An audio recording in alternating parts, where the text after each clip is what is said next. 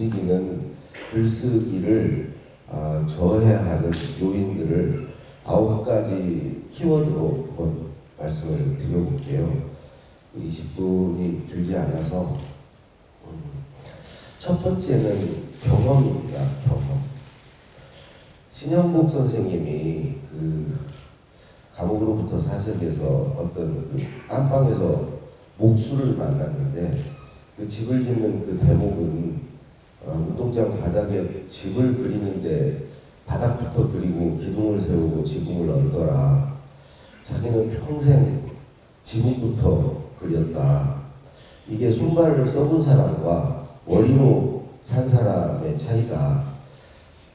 머리로 쓴 글보다는 손발로 쓴 글이어야 한다. 그러니까 손발로 쓴 글이 뭐겠어요? 경험을 쓰는 거죠. 자기가 겪은 일, 자기의 일화, 에피소드. 사실 스토리는 경험의 언어죠. 경험을 쓴 게 스토리죠. 근데 우리 사회에서 이 경험보다는 손발보다는 머리로 쓴 글, 지식으로, 지성으로 쓴 글을 더 쳐주죠. 그래서 글을 쓰라 그러면 나는 뭐 독서를 많이 안 해서, 나는 가방끈이 짧아서, 그러면서 글쓰기를 무서워하죠. 좋은 경험을 많이 가지고 있는데도요. 좋은 경험이 없는 사람은 없죠. 살아온 날수만큼 다 있죠. 겪지 않고 사는 사람은 없으니까요. 근데 그거를 왜 활용하지 못하는가? 자기 글쓰기에.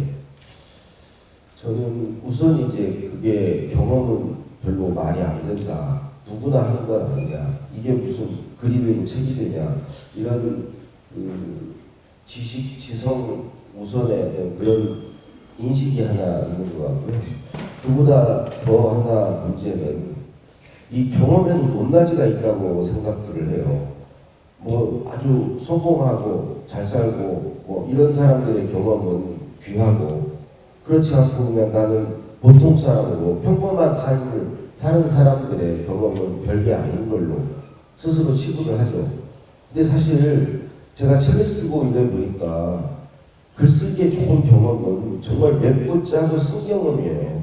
바닥에서 또 이 뭐 고난, 역경, 시련을 겪으면서 얻은 경험들이죠. 승승장구한 경험들은 재수 없어요. 그 책에 쓰지도 못해요. 너 그래 잘났다 그래요. 그런 거 쓰면.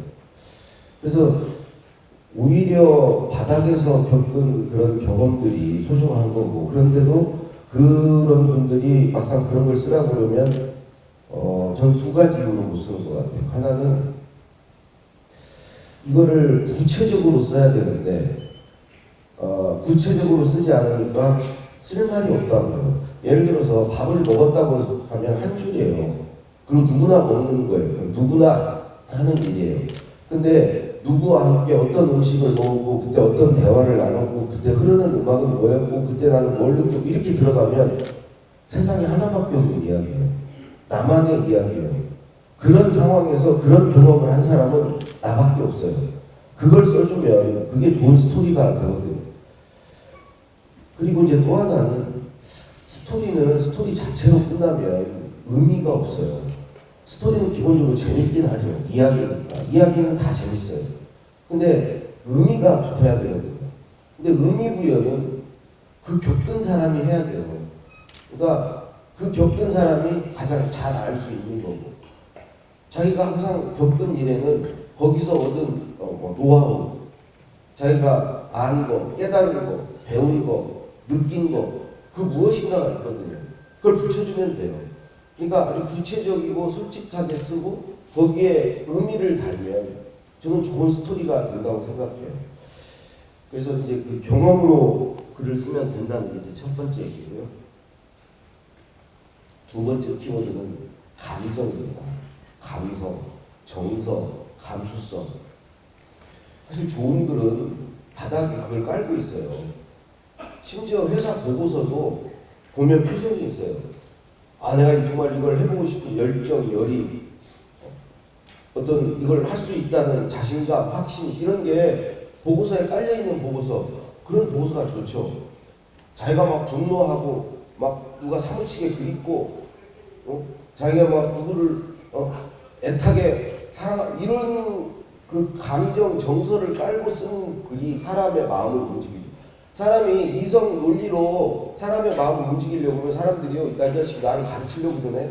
내가 이거 넘어갈 것 같아? 네가 나를 설득하려고 이런 마음으로 오히려 무장을 해요. 근데 감정에는 무너져요. 노무현 대통령이 아내를 버리란 말입니까? 이런 말에 사람들은 무너지죠. 그거를 무슨 논리적으로 설명해서 될 일이 아니죠. 니체의 글이 사람의 마음을 격동시키는 것은 니체는 감정을 깔고 글을 진짜 이게 막 사람을 위하는 마음이 있는 거 이게 정말 답답한 거야. 도대체 이렇게 살면 안 되는데 왜 그렇게 사냐고 그런 마음에서 쓰는 글이 사람의 마음을 움직이죠. 우리 사회는 그런 감정, 감수성이 있고 그런 사람들한테 야, 이 자식아, 너 이렇게 감정이 없어? 너 이렇게 애가 감정적이야? 이 자식이 수양이 안 됐다고. 인격 수양이. 그래도 자기 감정을 드러내는 것을 사실은 우리 사회가 받아주질 않아요. 관계가 나빠져요. 찍혀요. 그러니까 전부 감정을 억압하고 살아요. 자기 감정을 자기도 몰라요. 자기 감정에 자기도 낯설어요. 그 감정을 담아서 글을 쓸 수가 없죠.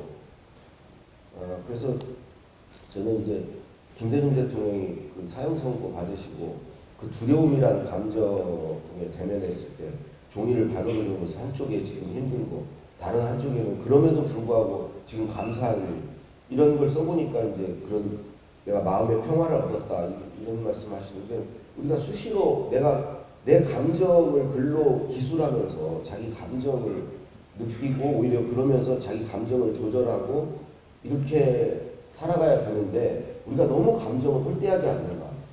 아니 미국이나 유럽 애들은 학교 다닐 때도 음악 미술 배우면서 그걸 계속 감수성을 키우고 그거를 잘 키운 아이들을 우수한 사람이라고 그러는데 우리가 그런 거 합니까?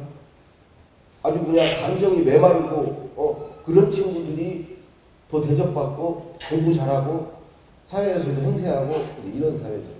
세 번째 키워드는 공감입니다. 사실은 글쓰기는 이게 어찌 보면 가장 중요하죠. 사람의 마음을 움직이려면 감정이입이 되고 역지사지가 되고 이랬을 때 사람의 마음을 움직일 수 있죠. 그러려면 독자의 마음, 심정, 그 사람의 입장, 처지, 사정을 알고 쓰는 게 중요하고 쓰는 과정에서도 그 사람과 그런 걸 가지고 머릿속으로 대화할 수 있어야 돼요. 머릿속에 그 독자를 앉혀놓고 글을 쓸 때 그 사람의 마음을 움직일 수 있죠. 그 사람의 반응을 실시간으로 내가 느낄 수 있을 때 공감 능력이 있는 사람이 그게 가능해지죠.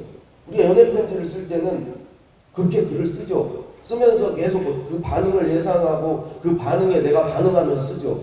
자기 혼자 키득키득 웃고 그렇게 이제 공감 능력이죠. 사회적 공감 능력이 있는 사람은 불의에 분노하고 막 불합리한 걸 보면 막 참을 수 없어서 글을 쓰고 이런 사람들이죠.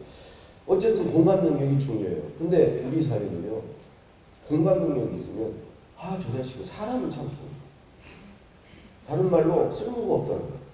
자식이 악착 같지도 않고 애가 뭐 일을 시키면 책임감도 없는 것 같고 앞만 보고 달려야 되는데 경주마처럼 옆에 가리고 앞만 보고 목표를 향해 달려야 되는데 얘가 그런 맛이 없고 인정사정 안 보고 정말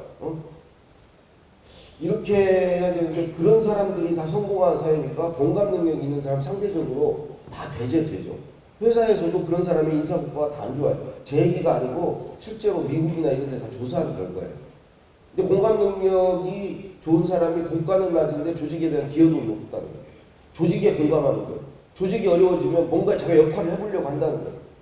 공감 능력이 없으면 조직과 나는 별개예요. 그러건 말건 나만 잘 되면 되는 거지 뭐 조직은 조직이고 나는 나고. 이제 그런 사람들은 되게 공유하지 않고 공동회의에 참여하지 않고 자기 시간을 남에게 쓰지 않기 때문에 출세는 하죠. 근데 그런 사람들이 나중에 글을 쓰라고 그럴 때 글을 쓰는 거 나 못 봤어요. 다 대필시키죠. 공감 능력이 없어요. 그런 사람이 리더가 돼서도 안 돼요. 리더가 되면 큰일 나요. 사람을 모르니까. 사람을 모르는 사람이 그 사람을 위한 뭐 제도를 만들겠어요. 무슨 서비스를 만들겠어요. 제품을 만들겠어요. 그러니까 공감 능력은 단지 글을 쓰는 것뿐만이 아니라 굉장히 중요한데 우리 사회가 이제 공감 능력 있는 사람들을 별로 대접 안 해준다. 그리고 경쟁에서 불리하다. 공감되고 있습니다. 그 다음 키워드는 관심입니다. 관심. 저는 관심을 갖는 사람이 하는 두 가지 행위가 있어요. 하나는 질문이고요. 하나는 관찰이에요. 어디에 관심을 갖게 되면 유심히 들여다봐요.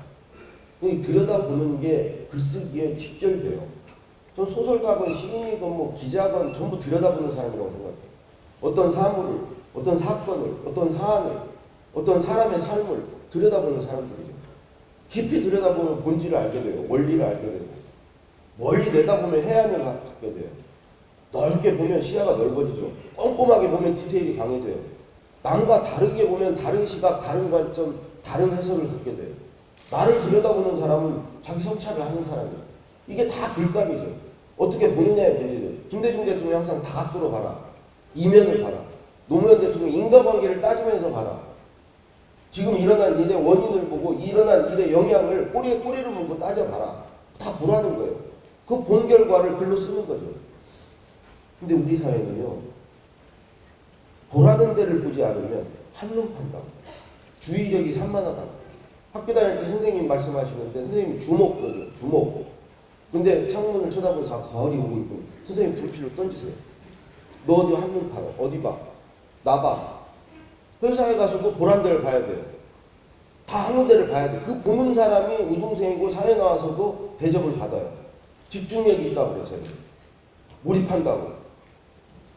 딴 데 보는 사람도 있어야죠. 어떻게 한 군데만 다 봐요. 한 군데만 보면 하나의 생각밖에 안 나오죠. 그러니까 항상 답이 똑같아요.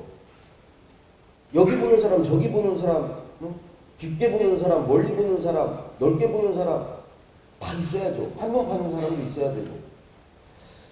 그 관찰이 문제고, 그 다음으로 아까 말씀드린 질문입니다.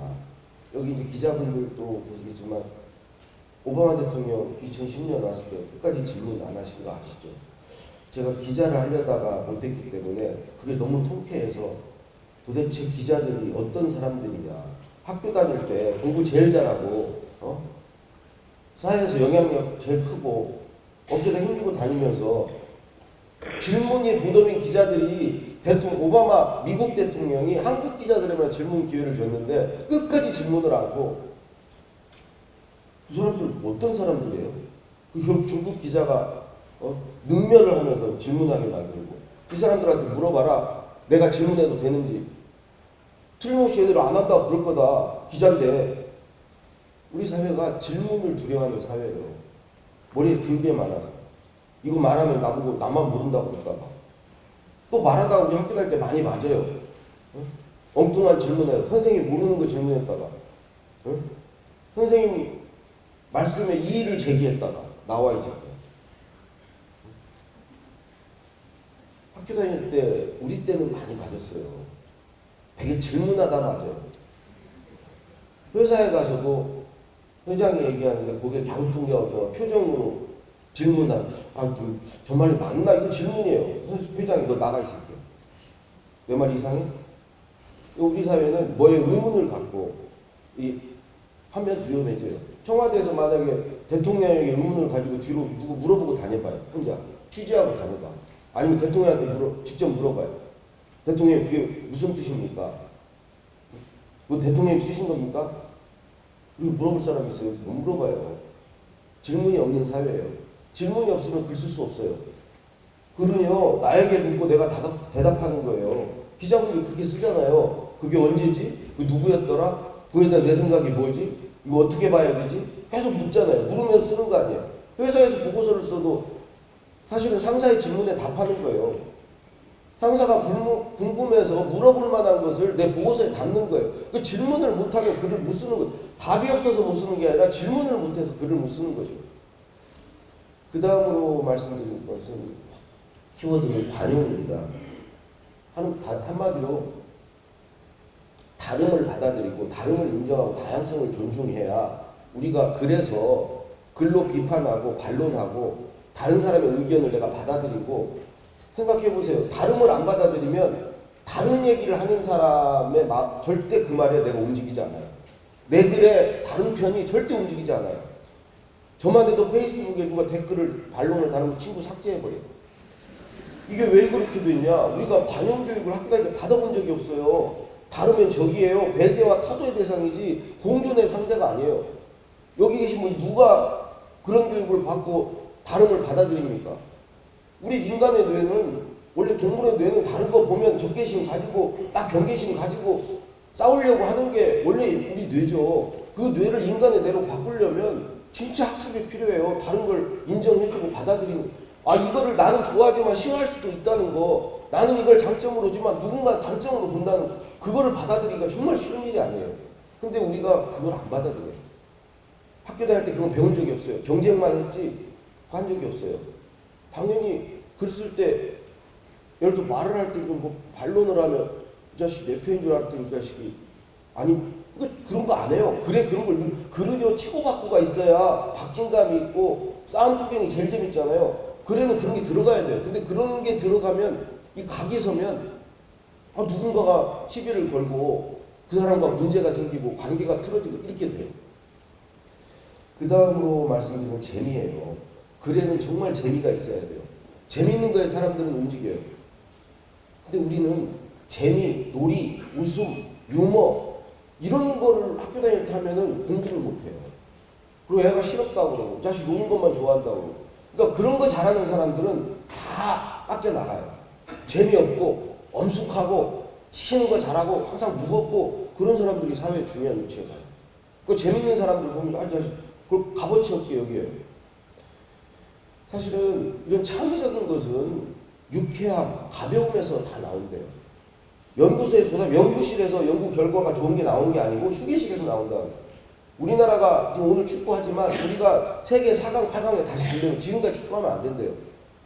유럽이 얘들같이 어릴 때부터 재미로, 놀이로, 즐거움으로 축구를 해야 돼. 우린 죽기 살기로, 애국심으로.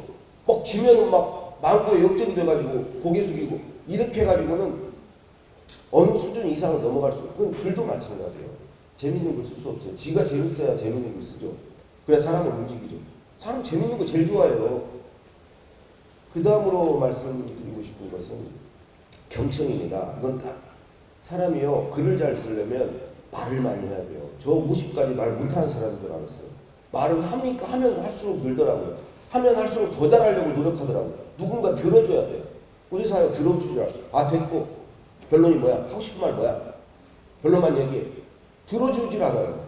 말을 많이 해야 글 잘 쓸 수 있어요. 마지막으로 상상입니다. 결국은 이 상상력이 이 스토리텔링에서 엄청 중요하죠. 근데 우리 사회가 주로 기억에 많이 의존해요. 기억은 지식이고 뭐 이런 것들이죠. 내가 알고 있는 것들. 근데 상상, 미래지향적인 상상에는 약해요. 우리는 엉뚱한 거 보면은 엉뚱한 걸 비현실적으로 이거 잘 안 받아줘요. 그리고 실패에 대해서 관대하지 않아요. 실패해서 관대하지 않은 사회는 상상하지 않아요. 그러니까 상상력이 부족하면 저런 마음을 움직이는 스토리텔링 어렵죠. 그래서 제가 9가지 키워드 다 말씀드렸는데 시간이 이미 끝났습니다. 딱 정확히 끝났네요.